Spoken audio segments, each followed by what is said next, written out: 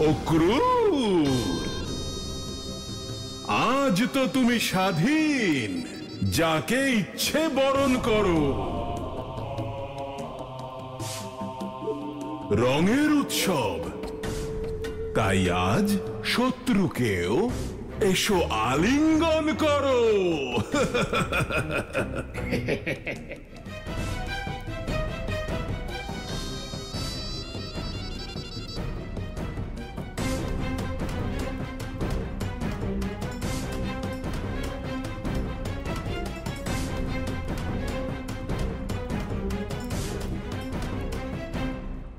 কি সুন্দর দেখাচ্ছে তোমাকে এই রং মেখে অক্রূর।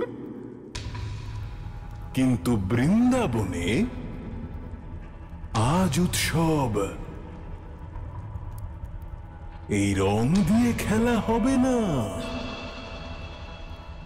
রক্ত দিয়ে খেলা হবে। আর জানো তো কার রক্ত দিয়ে? আমার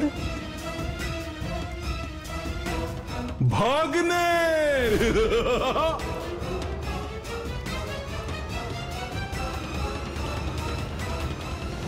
তুমি এখনো এখানেই দাঁড়িয়ে আছো অক্রূর? যাওনি এখনো?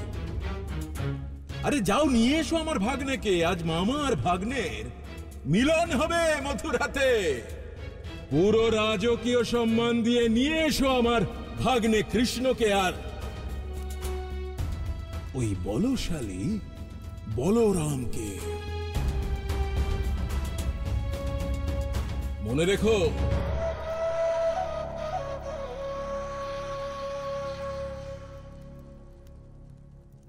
এবার যদি কোনো কূটনীতি করো তাহলে তোমার সঙ্গে সঙ্গে পুরো যদুকুলকে শেষ করে দেব আমি।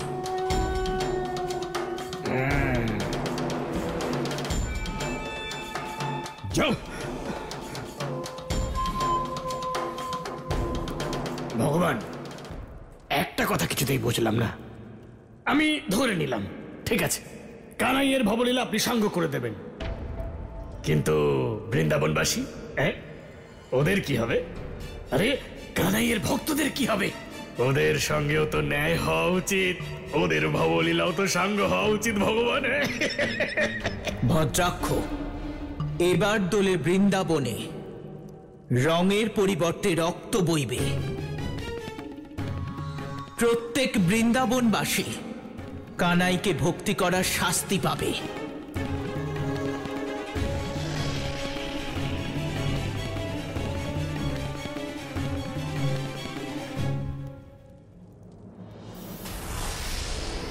প্রণাম মাতা দানু। মাতা দানু, কি আদেশ আমাদের জন্য?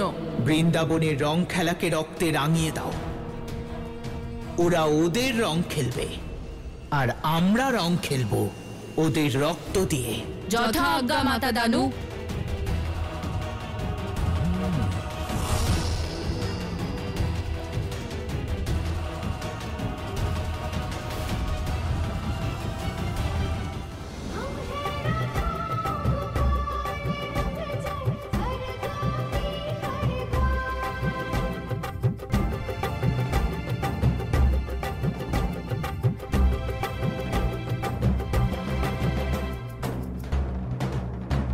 বৃন্দাবনবাসীরা, এটা তোমাদের জীবনের শেষ রঙের উৎসব।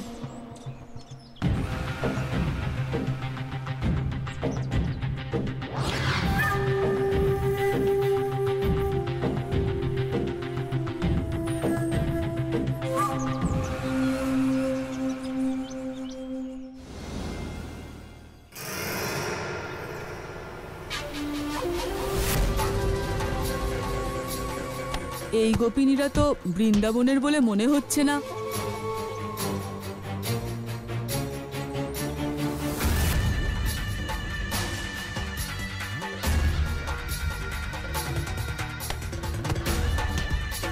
সখা,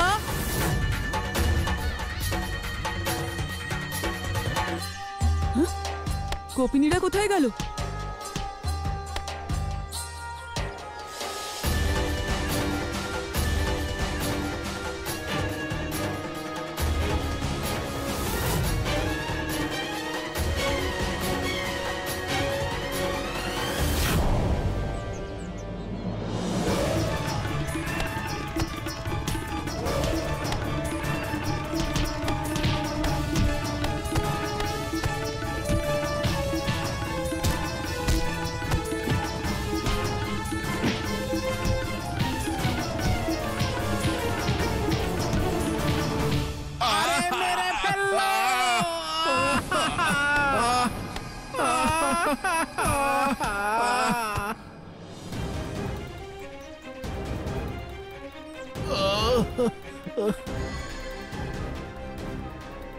আরে মেরে ফেললো।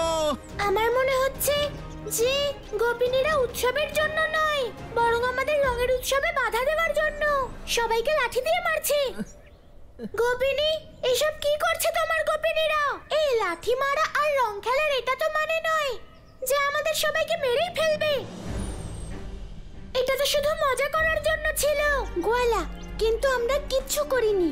জিজ্ঞেস করো কাকিকে। হ্যাঁ কানাই, আমরা কিচ্ছু করিনি, আমরা তো খেলার মতো করেই খেলছিলাম। কেন মিথ্যে কথা বলছো? মেরে মেরে আমাদের এই হাল করেছো, আর এখন বলছো এটা খেলা? কি করে হতে পারে এমন? সবাই লাঠির আঘাতে এত গুরুতর জখম কি করে হলো? কানাই, আমি দেখেছি 4 জন গোপিনী বাইরে থেকে এসে গোপিনীদের মধ্যে সম্মিলিত হয়ে গেল। সেই 4 জন গোপিনী সবাইকে লাঠি দিয়ে মারছিল, আর ওরা বৃন্দাবনের গোপিনী বলে মনে হচ্ছিল না। মনে হচ্ছে কংসই এই 4 জন রাক্ষসীকে পাঠিয়েছে বৃন্দাবনে আমাদের রঙের উৎসবে বাধা দেওয়ার জন্য। সবাই শোনো, যে যার নিজের লাঠি তুলে নাও। সেই রাক্ষসী যেই হোক না কেন, নিশ্চয়ই এখানেই কোথাও আছে। যদি উৎসব পালন করতে হয়, তাহলে যারা আমাদের এই উৎসবে বাধা দিতে চাইছে তাদের বিনাশ করতে হবে।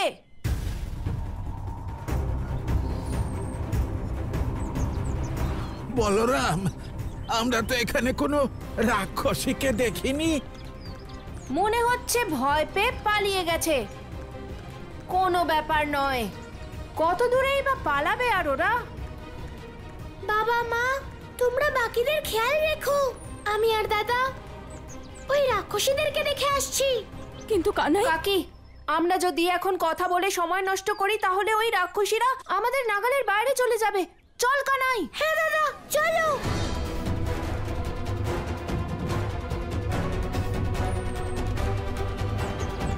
গোপিনীরা, এভাবে কোথায় চললে গোপিনীরা?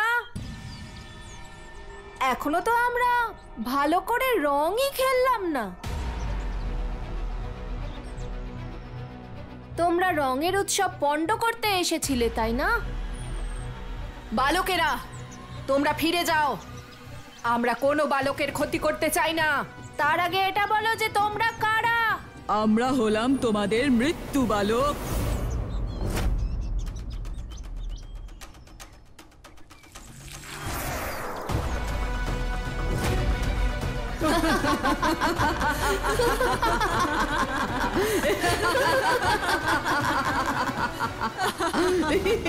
ও তাই, তাহলে তো অবশ্যই কংস মামা তোমাদের পাঠিয়েছে। আমরা কংসের নয়, মাতা দানুর সেবিকা। তোমরা যারই সেবিকা হও না কেন, বৃন্দাবনে এসে রঙের উৎসব পণ্ড করার শাস্তি তোমরা অবশ্যই পাবে। এখন তুমি যদি তোমার মৃত্যুই চাও, তাহলে তাই পাবে। আমরা তোমার মনের ইচ্ছে অবশ্যই পূর্ণ করব।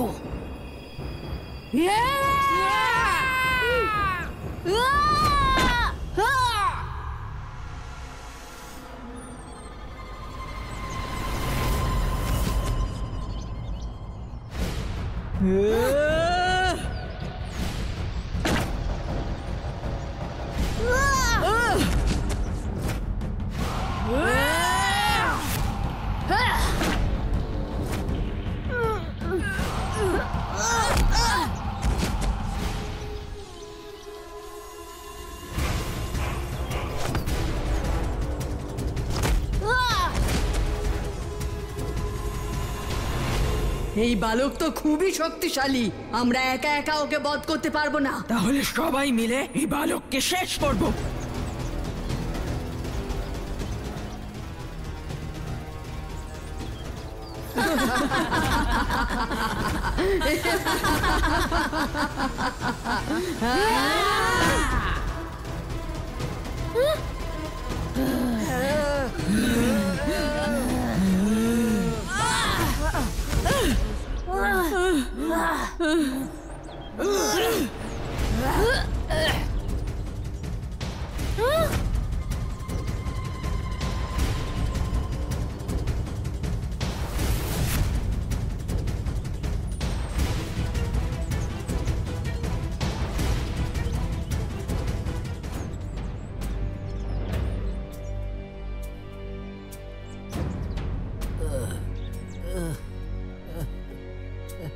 বৈদ্য মহাশয়, কি বুঝছেন আপনি?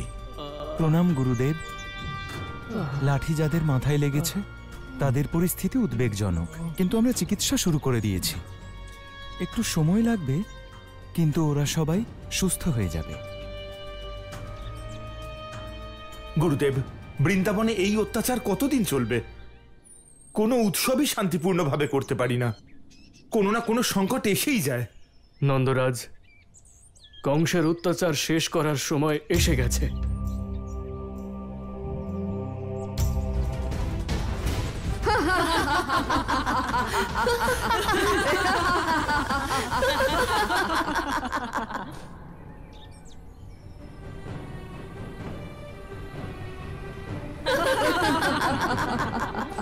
আমাদের দাদাকে সাহায্য করতে হবে।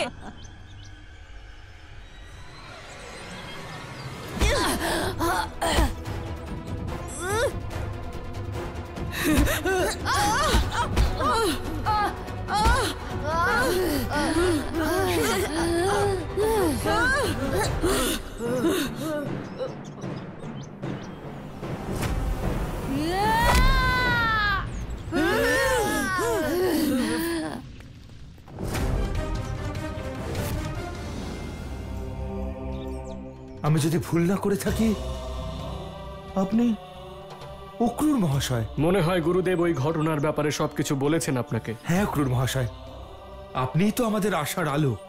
কিন্তু আপনি কোথায় গিয়েছিলেন? ধরে নিন আমি কোনো বিশেষ কাজ করতে চলে গিয়েছিলাম। আপনাকে স্বাগত। দেখুন একবার, ওই পাপী কংস এই রঙের উৎসবেও বৃন্দাবনবাসীদের রক্তপাত ঘটাতে পিছপা হয়নি। নন্দরাজ, পাপের আয়ু দীর্ঘ হয় না, আর কংসের পাপের আয়ু শেষ হয়ে এসেছে। কিন্তু ওই পাপীর বিনাশ হবে কি করে? নন্দরাজ, সময় এলে আমি সবকিছু বলবো, কিন্তু এখন আমি এক বিশেষ কাজে বৃন্দাবনে এসেছি। গুরুদেব, নন্দরাজ, আমি আপনাদের সঙ্গে একান্তে কিছু কথা বলতে চাই। যখন বলরাম রেগে যায় তখন তার সম্মুখীন সংসারে কেউ হতে পারে না। এই বালক তো দেখছি খুবই অদ্ভুত। আমরা সবাই মিলে ওর সম্মুখীন হতে পারছি না। এখান থেকে পালিয়ে যাওয়াই আমাদের পক্ষে মঙ্গল। চলো। কোথায় পালাচ্ছ মা দানুর রাক্ষসীরা? এবার দেখো আমি তোমাদের সঙ্গে কি করি। দাদা, দাদা শান্ত হও। আমাদের শত্রুতা এই রাক্ষসীদের সঙ্গে নয়, বরং ওই অধার্মিক কংসের সঙ্গে। যদি আমাদের কংসের পাঠানো অসুরদের আটকাতে হয়, তাহলে সবার আগে আমাদের কংসকেই আটকাতে হবে। হ্যাঁ কানাই, তুই একদম ঠিক বলেছিস। অনেক যুদ্ধ করেছি এমন ছোটখাটো রাক্ষসীদের সঙ্গে।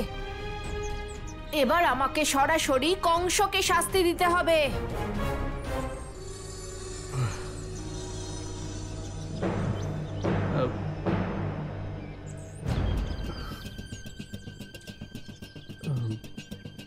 বলো ক্রুর, কি এমন প্রয়োজন পড়লো যে আজকে তুমি এখানে এসেছো? গুরুদেব, মনে হচ্ছে তুমি কোনো দ্বিধায় আছো। তোমার মনকে নিয়ন্ত্রণ করো আর বসে আমায় বলো কি বলতে চাও।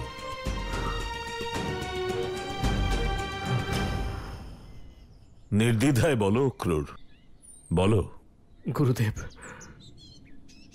আমি বুঝতে পারছি না যে কিভাবে বলবো এই কথাগুলো, কোথা থেকে শুরু করব। নন্দরাজ, নন্দরাজ, আপনি আমাকে সাহায্য করতে পারেন। ধৈর্য ধরে কথাগুলো শুনতে হবে আপনাকে। অক্রূর মহাশয়, মিত্র বসুদেবের ন্যায় আপনিও আমার মিত্র, তাই আপনি যা বলতে চান নিঃসংকোচে বলতে পারেন। নন্দরাজ, আমি আজও মহারাজ বসুদেব আর মহারানী দেবকীর বার্তা নিয়ে আপনার কাছে এসেছি। কি বার্তা পাঠিয়েছেন আমার মিত্র?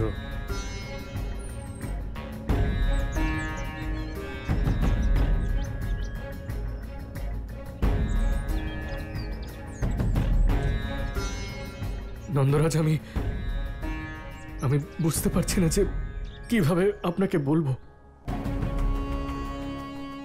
তবে একটা কথা নিশ্চিত যে আপনি ভীষণ সৌভাগ্যবান। আপনি কোন সৌভাগ্যের কথা বলছেন, যেটা বলতে গিয়ে চোখের জল ধরে রাখতে পারছেন না? মহারাজ বসুদেব আমাকে এখানে এই বার্তা জানাতে পাঠিয়েছেন যে কানাই আর বলরামের মথুরায় যাওয়ার সময় এসে গেছে। কানাই আর বলরাম মথুরায়? কানাই আর বলরামের মথুরায় যাওয়ার কি প্রয়োজন?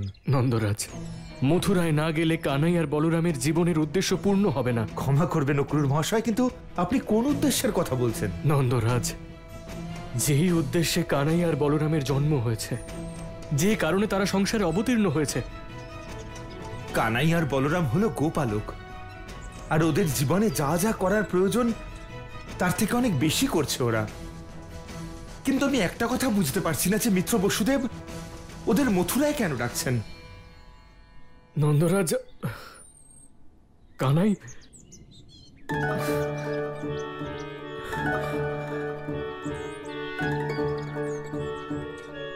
মিত্র, কানাই বলরাম, আপনি কি বলতে চাইছেন? নন্দরাজ, আমি সেই কথাগুলোই বলবো যা দেবী দেবকী আমাকে বলেছেন।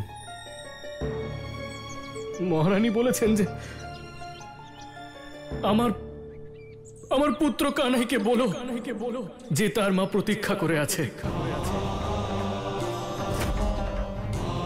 কানাইয়ের মা? অক্রূর মহাশয়, কানাইয়ের মা তো যশোদা। দেবকী বৌঠান কেন ওর অপেক্ষা করবেন? নন্দরাজ,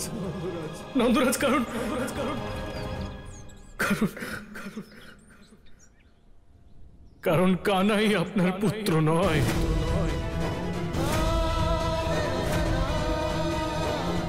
মহারাজ বসুদেব আর দেবী দেবকীর পুত্র।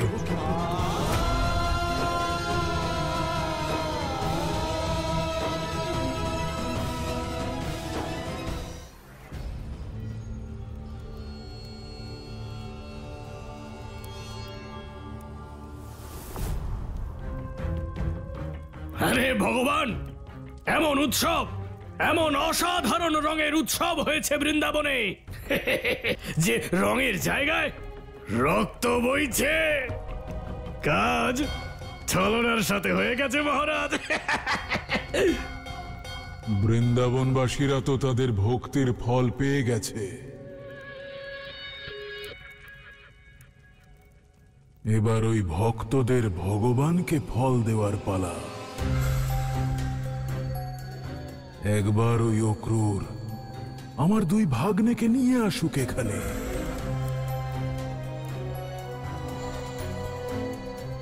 আমার ভাগ্নেরা আসছে। উৎসবের আয়োজন করো ভদ্রাক্ষ, আর এটা যেন বোঝা যায় যে এই উৎসব কোনো বিশেষ কারণে আয়োজন করা হয়েছে। এই উৎসবে আমি ওই তাতা থই থই কানাইয়ের ভবলীলা সাঙ্গ করে দেব। কোনো অস্ত্র দিয়ে নয়, বাহু বলে। হট!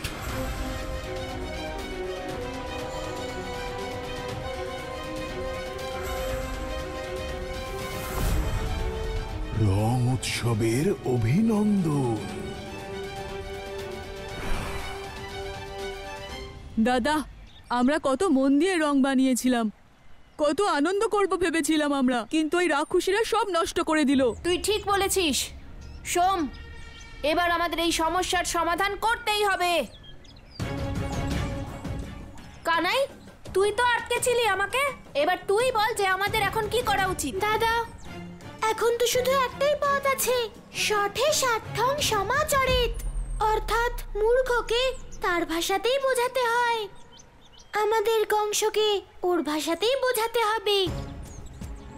কংসের কোনো অধিকার নেই আমাদের এই উৎসব বন্ধ করার। হ্যাঁ কানাই, মুখের কথায় এখন আর কোনো কাজ হবে না।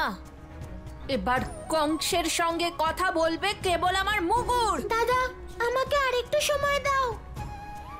এই কাজের পুরো দায়িত্ব আমি নিচ্ছি। আমি যাব ওই কংসের কাছে, ওই মথুরায়। তুই ভালো করে ভেবে নে কানাই, যদি তুই ওই কংসকে ওর ভাষাতেই না বোঝাতে পারিস, তাহলে আমি সেখানে পৌঁছে যাব আর বুঝিয়ে দেব ওই কংসকে ওর ভাষাতেই। চল তোরা। যথেষ্ট হয়েছে, আমাকে যেতেই হবে মথুরায়, তাহলেই আটকাতে পারবো ওই অধার্মিক কংসের অধর্ম।